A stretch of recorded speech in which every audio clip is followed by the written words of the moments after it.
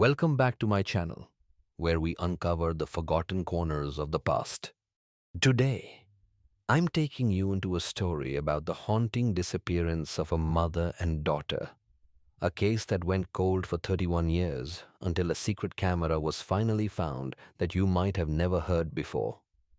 A mystery buried in the dust of time, a truth that will send shivers down your spine. But before we embark on this journey, take a moment to let me know where are you listening to this story from that helps me understand how far these secrets have traveled. And if this story truly captivates you, if it makes you ponder, don't hesitate to give me a like and subscribe to the channel to keep me going. Together, we'll explore the darkest pages of history. And you won't want to miss a thing. In the vocabulary of criminal investigation, there are terms for every kind of darkness. There are words for motive, for opportunity, for the gruesome mechanics of a crime. But there is no adequate term for a silence that lasts 31 years. A silence that consumes a family, hollows out a community, and becomes a legend whispered in the heartland of America. This is a story about such a silence, and the day it was finally, violently broken. Our journey does not begin in the past. It begins in the cold, unforgiving, present March of 2024. On the outskirts of Cedar Falls, Iowa, stands a structure that time had forgotten, a cavernous metal warehouse. Its corrugated steel skin bleeding rust onto a gravel lot choked with weeds. For years, it was nothing more than a skeletal landmark on a lonely road. A place where agricultural equipment once waited for seasons that had long since passed. But on this day, it was the final destination in a search that had spanned more than 3 decades. Leading the small, determined team was Detective James Morrison, a man whose career was inextricably bound to the ghosts of this case. Retirement was weeks away, a quiet horizon he had earned through years of dedicated service. Yet, one file remained open on his desk, its pages yellowed and soft from countless reviews. Its weight not measured in paper, but in unanswered questions. He was here for one last attempt, a final, desperate roll of the dice guided by a new kind of witness technology. The air inside the warehouse was thick with the metallic tang of decay and the scent of damp earth. Light struggled through grime-caked windows, illuminating a graveyard of rusted machinery. The object of their attention, however, was not the clutter, but the very foundation of the building. A specialist from the Iowa Division of Criminal Investigation moved a device methodically across the floor. It was a ground-penetrating radar. On its screen, the dense, uniform signature of the concrete gave way to a ghostly anomaly at the rear of the building. A void, an unnatural emptiness where solid earth should have been. The discovery was clinical, a flicker of data on a screen. Yet it sent a palpable charge through the cold air. The team converged on the back wall, a monolithic slab of poured concrete that appeared original to the structure. But the radar did not lie. Something was behind it. The process of entry was slow, deliberate. The whine of a concrete saw cut through the silence, its blade biting into the stone, releasing a plume of gray dust that tasted of secrets. Hours bled into one another until, with a final resonant thud, a section of the wall gave way, revealing not earth or insulation, but a perfect, dark square, an entrance. The air that billowed out was stale and ancient, carrying a chill that had nothing to do with the March weather. It was the cold of a place that had never known sunlight, a place designed to preserve the malevolent. Flashlights cut through the absolute black, their beams dancing over the contents of a hidden chamber, a room approximately 12 by 8 feet. What they revealed would forever be seared into the memories of every person present. It was a museum, a meticulously organized, horrifying museum of stolen lives. On crude wooden shelves sat objects that radiated a profound and terrible intimacy. A woman's wallet, a child's worn teddy bear, a set of car keys attached to a handmade wooden keychain. Each item was a fragment of a life, a final, silent testament to a person who had simply vanished. But it was a small cluster of items on a central shelf that made Detective Morrison's breath catch in his throat. He recognized them instantly from the faded photographs in his case file. A woman's driver's license, issued in 1992, the smiling face of Jennifer Walsh looking out from behind the lamination, and beside it, a small, purple plastic hair clip, the kind a 7-year-old girl would cherish, the one David Walsh had described, his voice cracking with a grief 3 decades old, as Emma's absolute favorite. The room was a gallery of sorrow, but the most shocking discovery was yet to come. In the corner, protected from dust and moisture, was a sophisticated video surveillance system, primitive by modern standards but advanced for its time. And beside it, stacked with a chilling neatness, were dozens of recorded videotapes. Each was carefully labeled with a date and a location. Morrison's light found the one he both craved and dreaded.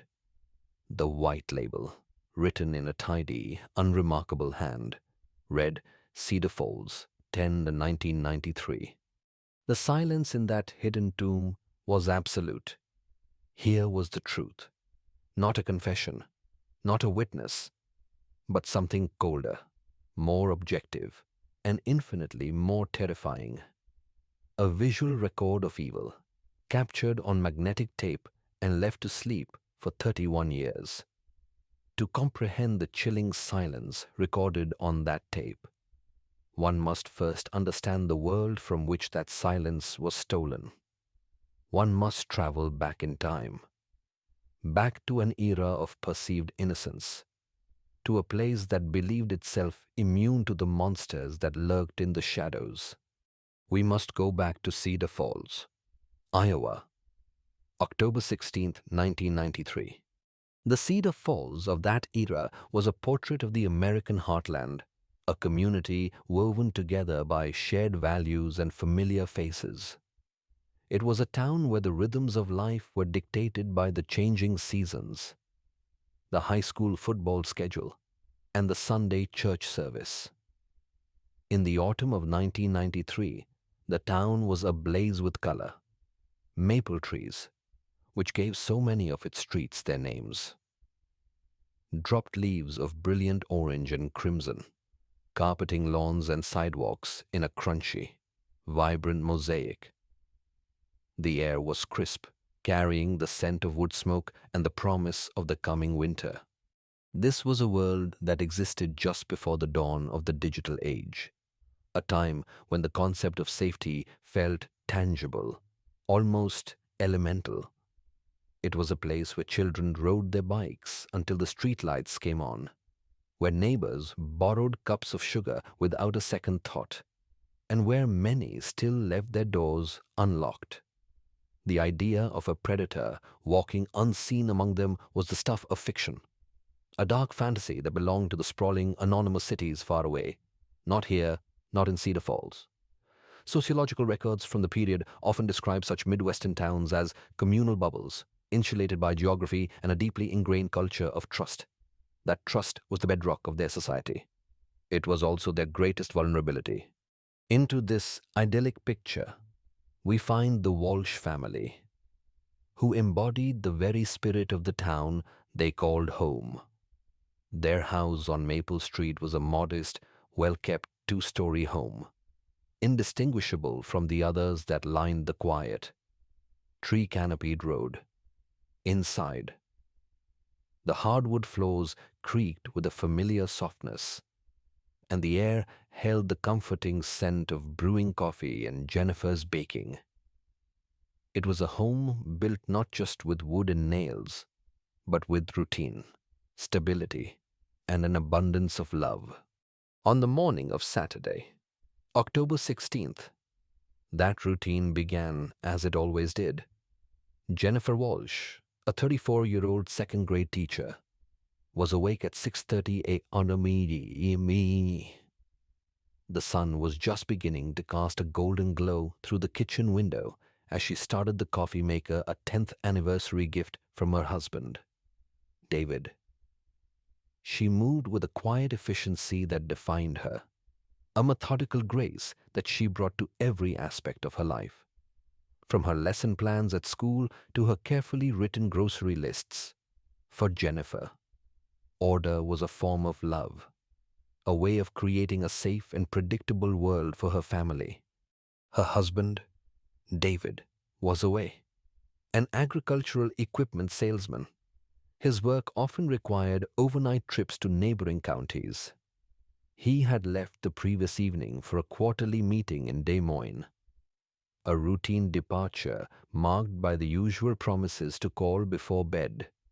Theirs was a stable, loving partnership, a 12-year marriage that had settled into a comfortable and supportive rhythm.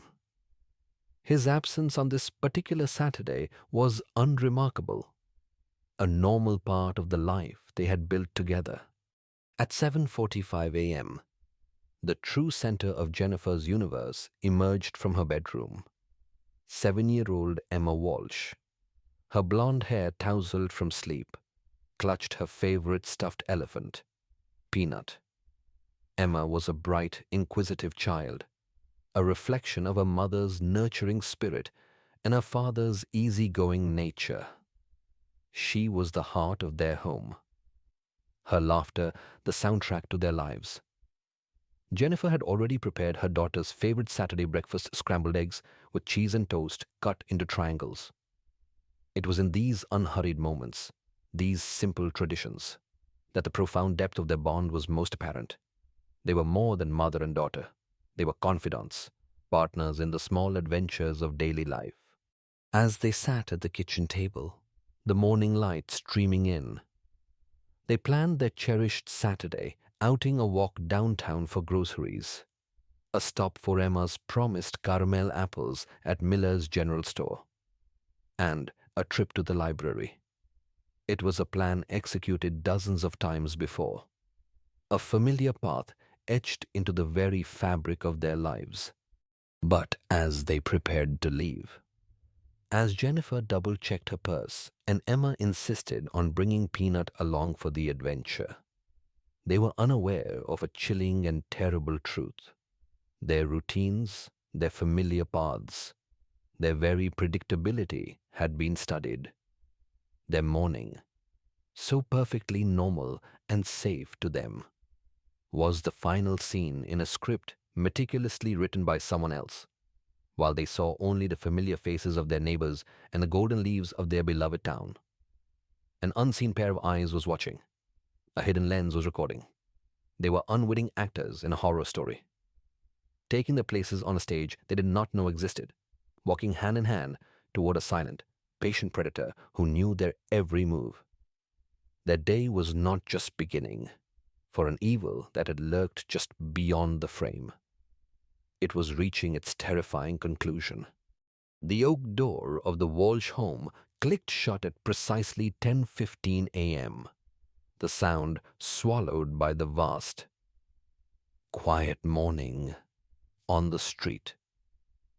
The crunch of autumn leaves under their shoes was a cheerful, rhythmic percussion accompanying Emma's constant, bubbling stream of questions about the world. Jennifer answered each one with the patient attention that made her such a beloved teacher. Her voice, a low, comforting murmur against the crisp air. They walked hand in hand, a familiar sight on Maple Street, their reusable canvas bags swinging gently at their sides. They passed the Kowalski house, where Detective Linda Kowalski, off duty and enjoying what might be one of the last warm Saturdays of the year, was washing her car. A wave was exchanged, the casual, friendly gesture of neighbors who shared a sense of place and security. Neither woman could possibly imagine that in a matter of hours, their worlds would collide under the most horrific of circumstances. One as the lead investigator, the other as the ghost at the center of the storm. Their path took them from the residential calm of Maple Street onto the modest bustle of Main Street, the commercial heart of Cedar Falls.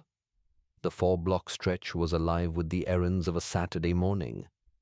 Familiar faces nodded in greeting. People Jennifer knew from parent-teacher conferences, church bake sales, and the simple, interwoven fabric of small-town life. This environment, so open and transparent, felt like a shield.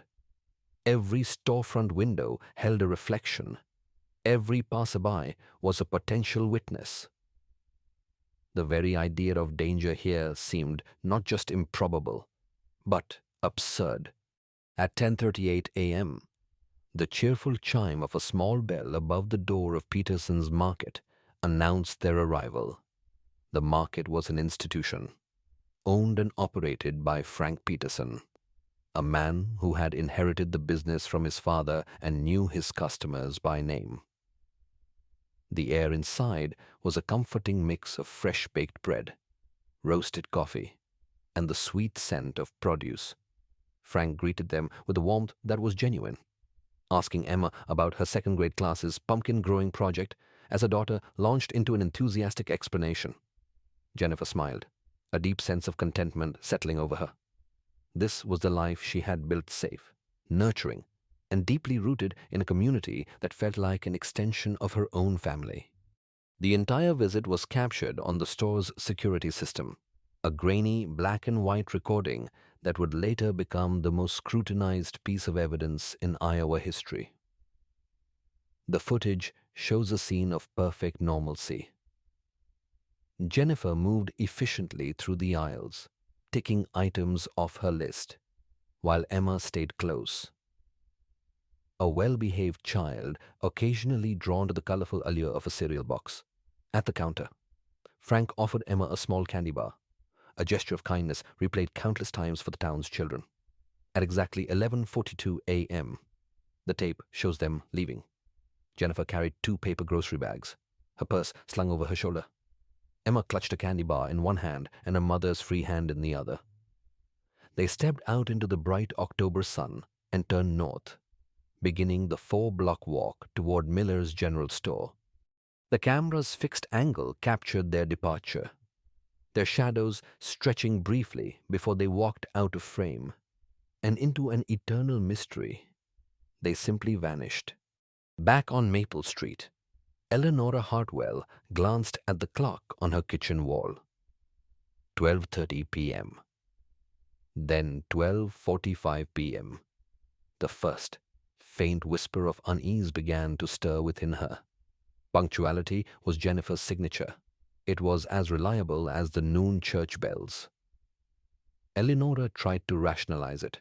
Perhaps they had run into a friend. Perhaps they had taken a detour to the park to enjoy the beautiful day. But her maternal instinct, honed over 72 years of watching over the neighborhood's children, hummed with a low, persistent frequency of wrongness. By 1:30 p.m., the unease had curdled into genuine concern. By 2:00 p.m., it was an undeniable dread, with fingers that trembled slightly from a combination of age and fear. She picked up the telephone and dialed the Cedar Falls Police Department. It was a call that would mark the end of innocence for an entire town. The initial response was precisely what one would expect. Officer Tom Bradley, who had grown up in Cedar Falls and graduated high school with Jennifer, took Eleanora's call with a professional, calming demeanor. His training and experience pointed toward a simple, logical explanation: a lost track of time, a spontaneous visit with relatives. He assured the elderly woman that they were likely fine, but promised to keep an eye out. Yet, her anxiety was infectious. It planted a seed of doubt in his mind that began to grow as his patrol continued. Jennifer Walsh was not the type to be thoughtless or cause worry. It was a small but significant deviation from the predictable pattern of her life. And in police work, such deviations are often the first sign that the fabric of normalcy has torn. By 4:00 p.m., with no sign of them, Officer Bradley's nagging doubt had blossomed into professional concern. He drove to the Walsh residence on Maple Street. The sight that greeted him instantly elevated the situation. Jennifer's car sat cold in the driveway. The house had a profound and unnerving stillness. He knocked on the front door, his calls echoing into an empty interior. A walk around the property revealed nothing out of place. Yet the very normality of the scene was what made it so terrifying. It was a home waiting for a family that had not returned. The officer returned to his patrol car, his expression now grim. He keyed his radio. The calm professionalism in his voice replaced by a new urgency. He requested backup and asked that Detective Linda Kowalski be notified immediately. The informal inquiry was over.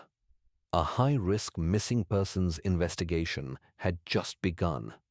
Detective Kowalski arrived within 20 minutes, her mind already cycling through the grim possibilities. Of all the calls a detective can receive, a missing mother and child is the one that strikes the deepest chord of dread.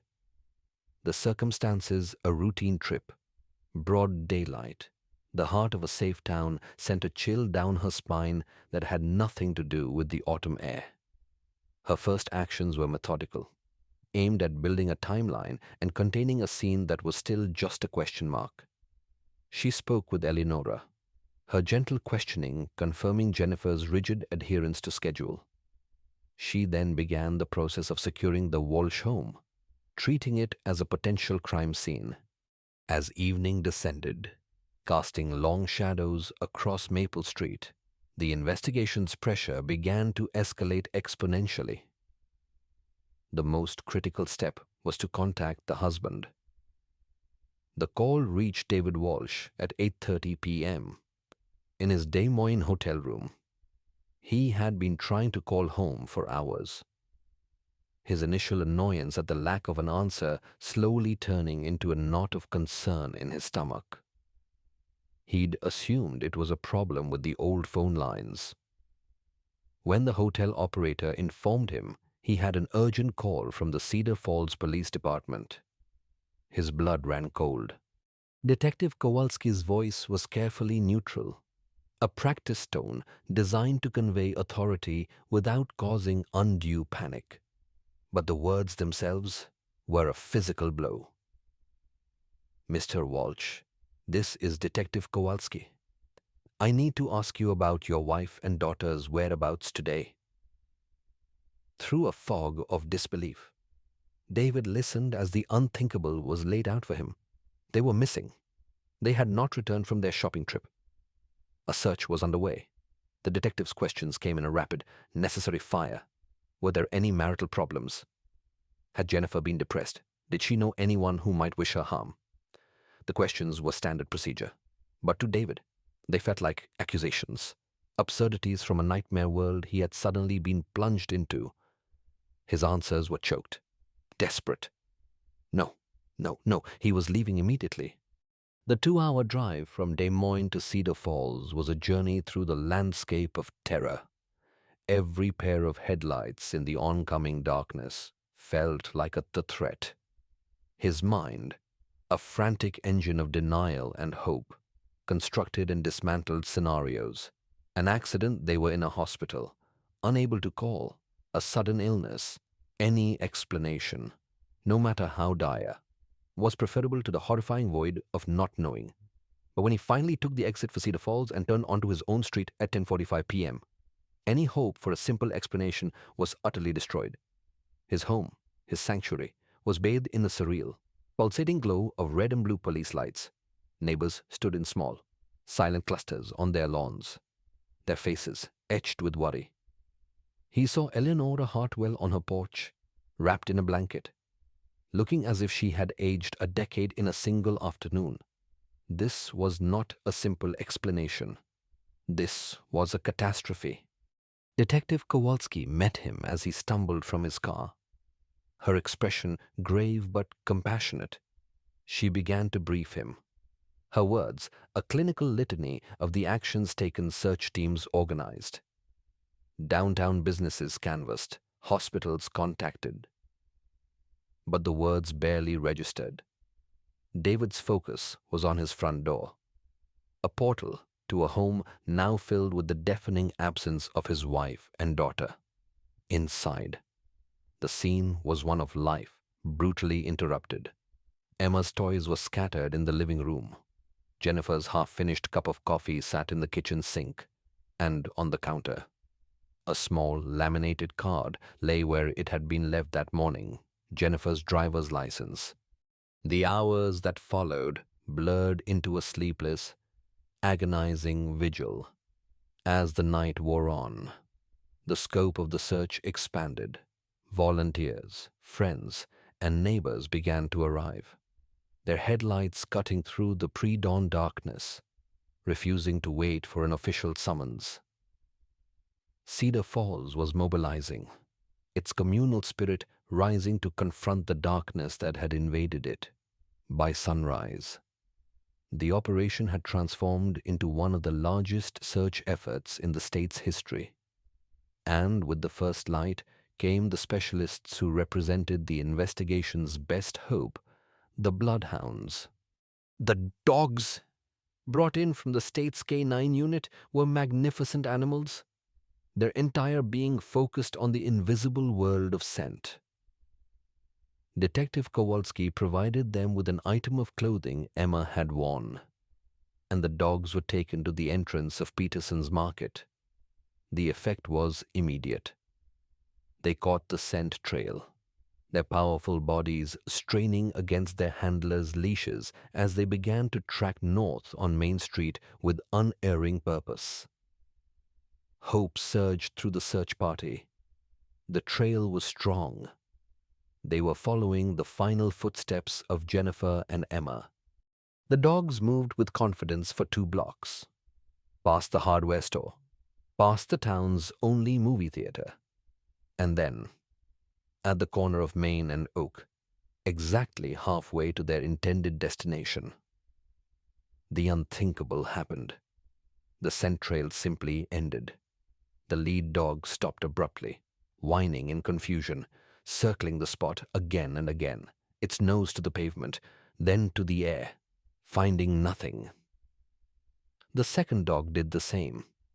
It was as if, at that precise intersection, Jennifer and Emma Walsh had been lifted from the face of the earth. This was the moment the investigation reached its first true climax, a climax of utter bafflement. It was a stunning, terrifying revelation. They had not wandered off. They had not simply gotten into a car with a friend. To have a scent trail of 2 individuals end so suddenly, so completely, in the open air suggested an abduction of terrifying speed and efficiency. Detective Kowalski studied the intersection, her mind racing. It was a quiet residential corner. A woman who lived in the house on that corner, a Mrs. Klein, had been in her front garden planting tulip bulbs all morning. She was adamant she had seen nothing, heard nothing unusual. This was the great, explosive secret of the case, revealed not by a clue, but by the absolute lack of one. The disappearance was not random. It was not opportunistic. It was a perfectly executed crime. The perpetrator had removed a woman and a child from a public sidewalk on a busy Saturday morning, without leaving a single witness, a single dropped item, a single trace of physical evidence. The sheer skill and audacity of the act was staggering. It transformed the case from a search for a missing family into a hunt for a predator of exceptional cunning and control. The community's belief in its own safety, already fractured, now completely shattered. A ghost had walked among them, and it had taken 2 of their own, vanishing back into the daylight as if it had never been there at all.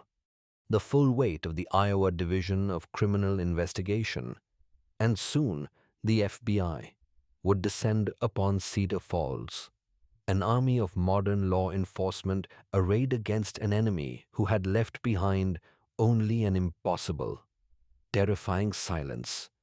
The full weight of the federal government's investigative power descended upon the small Iowa town. Yet it was like fighting smoke. The FBI established a command center, their agents and analysts bringing a new level of procedural rigor to the case. They constructed timelines, analyzed financial records, and re-interviewed every known associate of the Walsh family. The resulting portrait of Jennifer Walsh, meticulously pieced together from phone bills, bank statements, and the testimony of friends and colleagues, only deepened the mystery. Her life was transparently ordinary, devoid of secrets, debts, or hidden relationships that might suggest a reason to flee. According to the FBI's Behavioral Analysis Unit, this lack of internal turmoil pointed overwhelmingly toward a stranger abduction, and the profile of the perpetrator was chilling. They were likely looking for a white male, highly organized, forensically aware, and possessing a level of predatory patience that was exceptionally rare. He was someone who could blend in, someone who understood the rhythms of a small town, and someone who had a vehicle capable of making a mother and child disappear in seconds. As days bled into weeks, the massive search effort, which had once pulsed with urgent hope, began to slow to a grim, methodical grind. The vibrant autumn leaves fell and decayed, replaced by the stark, skeletal branches of winter. The search parties grew smaller. The national media, once camped out on Main Street, packed up their vans and moved on to the next tragedy. For David Walsh, this was the beginning of a new, agonizing phase of his ordeal. He became the public face of the search, his face, etched with a grief that seemed to age him by the day. Appearing on television screens across the Midwest, in interview after interview, he held up photographs of his smiling wife and daughter, his voice trembling as he pleaded for any information. No matter how small, his words, "Someone knows something," became a mantra of desperate hope against a rising tide of silence. The investigation, though scaled back, never truly stopped. It became the defining obsession of Detective Linda Kowalski's career. Her desk became an archive of the case, every dead-end lead and unsubstantiated rumor catalogued and cross-referenced. In the midst of this vast sea of fruitless information, one lead did emerge that seemed, for a moment, to be a tangible piece of land. It concerned a traveling carnival, rainbow shows, which had been set up just outside Cedar Falls and had departed the day before the disappearance. Transient populations like carnival workers are notoriously difficult to track, but they are also a standard focus in any major investigation. Detective Kowalski and her team painstakingly tracked down and interviewed dozens of the carnival's employees. Most were quickly cleared, but one name generated a flicker of interest: Bobby Hutchinson, a 42-year-old maintenance worker with a minor criminal record for burglary and vandalism in his home state of Missouri. Records showed he had stayed in the area after the carnival left, and he had been seen in town on that Saturday morning. Here, finally, was a potential suspect who fit at least some of the profile's broad strokes. He was a transient. He had a criminal past, and he was present. Kowalski interviewed Hutchinson twice. He was calm, cooperative, even expressing sympathy for the family. He claimed he had been running errands, buying supplies at the hardware store before rejoining the carnival at its next stop. He was, by all accounts, an unremarkable man, and he had what appeared to be irrefutable evidence to back up his story. He produced receipts from his purchases, timestamped at 11:15 a.m. on Saturday, October 16th. His alibi for the crucial window of the abduction seemed solid, with no evidence to hold him and a documented reason for his presence. Investigators had no choice but to let him go. The flicker of hope was extinguished. The lead, the only concrete lead they had, dissolved into nothing, leaving them once again with only the chilling perfection of the crime itself. The case file grew thicker, heavier, a monument to a mystery that refused to yield. Years turned into a decade. The world changed. The internet was born. Technology advanced, but the Walsh case remained frozen in the amber of 1993. Detective Kowalski retired, passing the heavy case file to her successor, Detective James Morrison, with a solemn request never let it die, for David Walsh. Life had been irrevocably altered. He eventually sold the house on Maple Street, the silence within its walls too much to bear, and moved to another state to build a new life. Though those who knew him said the light in his eyes never truly returned, the case became a piece of local folklore, a cautionary tale that parents in Cedar Falls told their children. It was a cold case in the truest sense of the word. Its trail not just cold, but frozen solid. It was not until 2 decades after Kowalski's retirement that the first crack appeared in that frozen surface. In 2015, a new federally funded initiative allowed the Iowa DCI to conduct a comprehensive review of all unsolved missing persons cases from the 1990s. This was where Detective Morrison, now a veteran investigator himself, saw his chance, using modern analytical techniques. His team began the painstaking process of digitizing thousands of pages from dozens of old case files. They fed every report, every tip, every witness statement into a powerful database designed to do what human investigators in different jurisdictions never could see: the big picture. They were looking for patterns, for a ghost in the machine, and they found one. The program began to connect seemingly unrelated cases across the Midwest disappearances of women and children from small towns, all characterized by a similar lack of evidence and witnesses. The computer cross-referenced names, locations, and timelines, and one name, a name that had been little more than a footnote in the Walsh file for over 20 years, began to appear with a statistical impossibility. Bobby Hutchinson.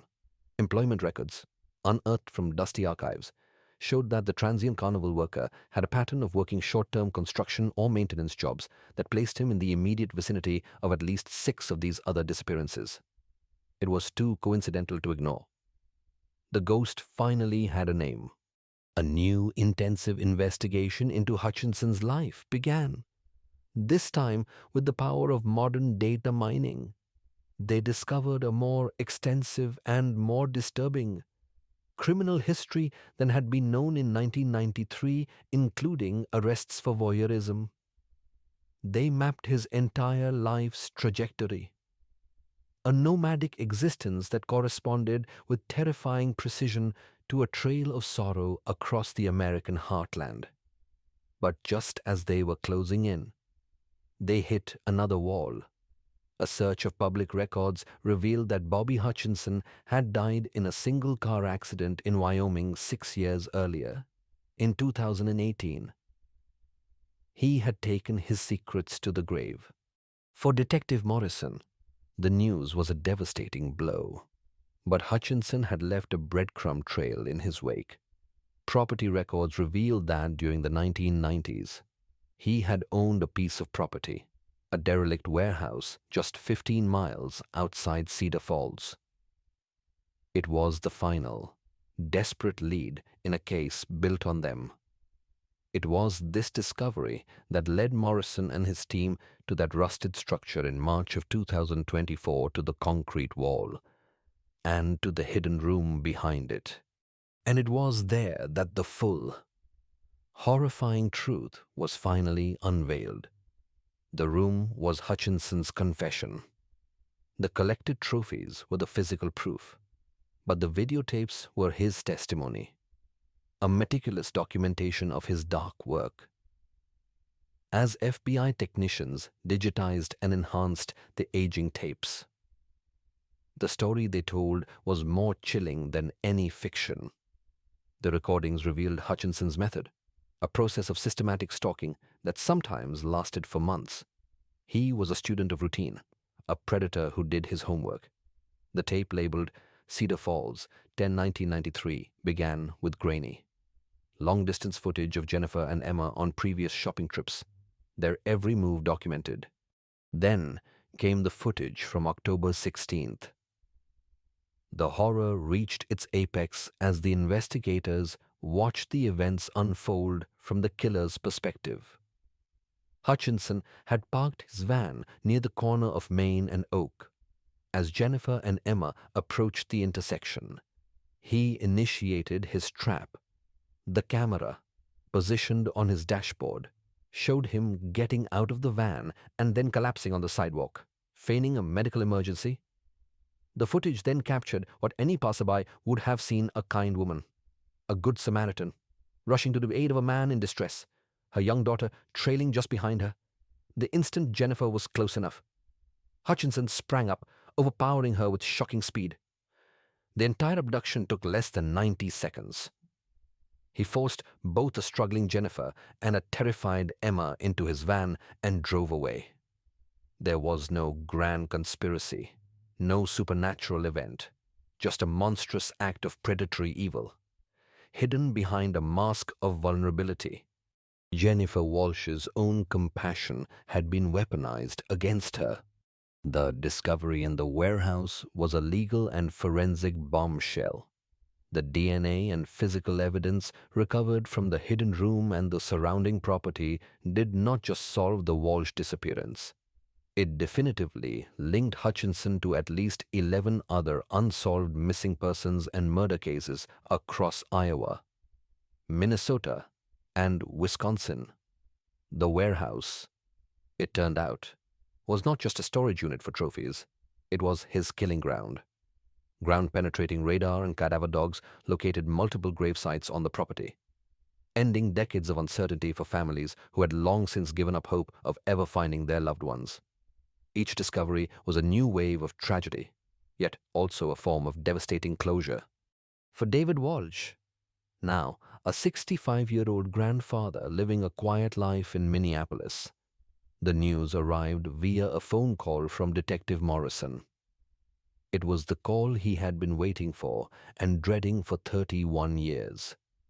The frantic panic of that first call in 1993 was gone, replaced by the immense, crushing weight of a truth finally brought to light. There was relief, a profound and painful relief, in knowing the endless loop of what if that had played in his mind for over 3 decades was finally silenced. But that relief was inextricably bound with the devastating confirmation of his deepest fears. The remains of Jennifer and Emma Walsh were among those recovered from the property, identified through dental records and DNA analysis. After 31 years in a cold, unmarked grave, they could finally be brought home. The funeral service was held at the same Cedar Falls church where Jennifer had taught Sunday school. The pews filled with people who had never forgotten the young mother and her bright-eyed daughter. It was a moment of collective mourning for a community that had carried the open wound of their disappearance for a generation. The legal repercussions for Bobby Hutchinson had been rendered moot by his death, but the justice delivered by the discovery was, for the families, more profound. It was the justice of truth, the justice of remembrance, and the justice of a final, dignified farewell.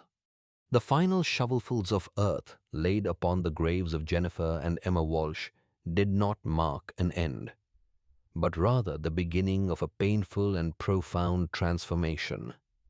With the truth unearthed and the dead finally laid to rest, the community of Cedar Falls was forced to confront the wreckage left in the wake of the revelation. The 31-year-old mystery had been a defining feature of the town's identity, a shared scar that was both a source of sorrow and a strange, unifying trauma. Its resolution did not simply remove a question mark, it collapsed the very foundation of the town's perception of itself. The narrative they had told themselves for generations, a narrative of safety, simplicity, and inherent goodness, had been exposed as a fragile myth. The innocence that was shattered in 1993 had, over the decades, been replaced by a cautious, hardened awareness. But the confirmation of a serial predator living undetected in their midst for years triggered a new, more insidious wave of retroactive fear. Suddenly, every vague memory from that era was cast in a sinister new light. Every unfamiliar van, every strange face seen in passing, was now a potential connection to an evil they never knew was watching.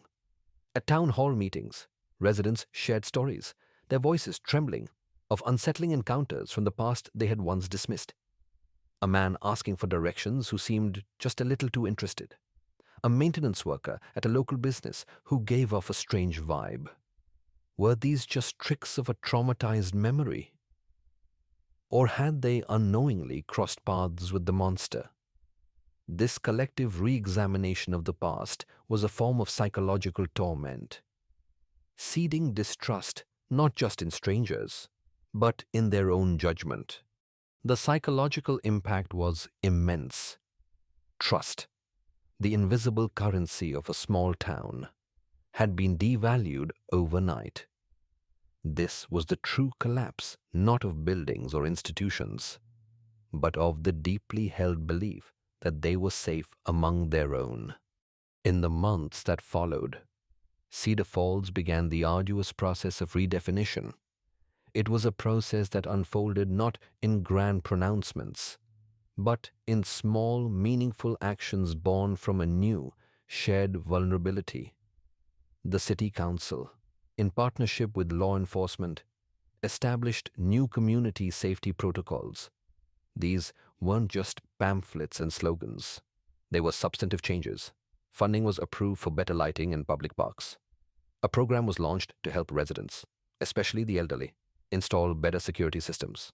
The most profound changes, however, were cultural. The unspoken rule of looking out for one's neighbors became an explicit, vocalized commitment. Neighborhood watch groups, once a formality, were revitalized with a new and somber purpose. Their meetings filled with concerned citizens learning to recognize the subtle signs of predatory behavior. These were the practical manifestations of a hard-won wisdom. An acknowledgement that the gates to their idyllic garden, once left unlocked, must now be bolted. Parents who had grown up with the freedom of roaming the town's streets until dusk now walked their own children to the schoolhouse door, their hands held just a little bit tighter. The sight of a child walking home alone, once a portrait of carefree innocence, now triggered a reflexive pang of anxiety in any adult who saw it. It was the price of knowing the truth. The town was no longer defined by a mystery, but by its survival of a monster. This new identity was painful, but it was also resilient. The shared trauma of the discovery forged a new kind of communal bond, one built not on naive trust, but on a collective commitment to vigilance and remembrance. They had looked into the abyss, and in doing so, had learned how to protect one another from the darkness. The resolution of the case sent ripples far beyond the town limits, leaving an indelible mark on the landscape of criminal justice for Detective James Morrison. His final weeks before retirement were spent not winding down, but in a whirlwind of cross-jurisdictional collaboration. The evidence from Hutchinson's warehouse became a Rosetta Stone for unsolved sorrow. He spent hours on the phone with detectives in Minnesota and Wisconsin, men and women who, like him, had inherited cold cases that had frustrated their departments for years. He described the pain of having to make those calls to other families, telling them that the long winter of their uncertainty was over, but that the truth was a harsh and unforgiving thaw. His career, and that of Detective Kowalski before him, became a testament to a core principle of investigative work that no case is ever truly cold as long as someone is willing to keep searching for the truth. The meticulous, often frustrating, police work of both detectives, separated by a generation of technology and time, became a case study taught at law enforcement seminars. The Walsh-Hutchinson Protocol, as some informally called it, emphasized a dual approach honoring the dogged, instinct-driven police work of the past while leveraging the full power of modern data analysis to connect seemingly disparate events. The thick, paper-filled case files, once symbols of failure, were now preserved as a historical record of dedication, a crucial lesson for a new generation of investigators. The warehouse itself, a site of unimaginable horror, could not be allowed to stand. Its demolition was a public act of catharsis. As the wrecking ball struck the rusted steel walls, a crowd of residents, investigators, and victims' families stood in silence, watching the physical structure that housed so much pain be reduced to rubble. It was a necessary symbolic cleansing. In its place, the city of Cedar Falls, with contributions from victims' families across the region, established a memorial park where a chamber of secrets once lay hidden beneath the earth. New trees were planted, one for each known victim. A simple, elegant stone monument was erected, not with the victims' names, but with a single inscription, "In memory of all who were lost to the silence, may the truth bring peace." It was a deliberate act of transformation, a defiant statement that life would reclaim the ground where so much had been taken. The park serves as a quiet, reflective space, a place where families can mourn, and where a community can honor the memory of all those whose lives were stolen by a predator who had perfected the art of being invisible. Yet, even with the graves marked and the memorial built, a final, haunting secret remains. Bobby Hutchinson's death in 2018 denied the world the one thing his meticulously kept records could not provide: a reason. The FBI's final behavioral analysis, compiled from the evidence in the warehouse, painted a portrait of a psychopath of the highest order.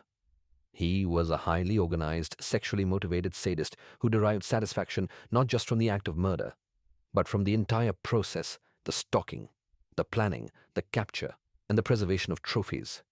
His need to record his crimes on video and hoard his victims' belongings was not a sign of carelessness, but a core part of his ritual. It allowed him to relive his successes, to exert permanent control over those he had destroyed. But this clinical profile, as detailed as it was, could not answer the fundamental question: why? What twisted pathways of the mind led a man to become such a patient and prolific monster? What was the origin of the void within him that could only be filled by possessing and destroying the lives of others? Was it a product of his upbringing, a flaw in his biology, a conscious choice to embrace the darkest parts of human potential? These are questions for which there will never be answers. His unremarkable life, his ability to blend in as a simple handyman, remains the most terrifying aspect of his legacy. It is a chilling affirmation of the concept of the banality of evil. The absence of his confession leaves a permanent, chilling ambiguity at the heart of the case. The evil was exposed, catalogued, and named, but it was never truly understood. And so, what is the final meaning of a story that took 31 years to tell? What is the nature of justice when it arrives a generation late? Long after the perpetrator has escaped judgment through a random act of fate on a lonely Wyoming highway, perhaps the justice in this case is not found in a courtroom verdict, but in the simple, powerful act of reclamation. The reclamation of names from a list of the missing, the reclamation of bodies from the cold earth, and most importantly, the reclamation of the truth from the silence that concealed it for so long.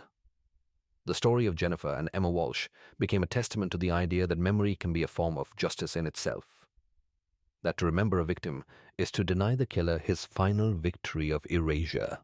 In her house on Maple Street, where she has lived for over 70 years, Eleanor Hartwell, now 103, still keeps a photograph of Jennifer and Emma on her kitchen windowsill. It sits next to the spot where she maintained her vigil on that terrible afternoon, waiting for them to come home.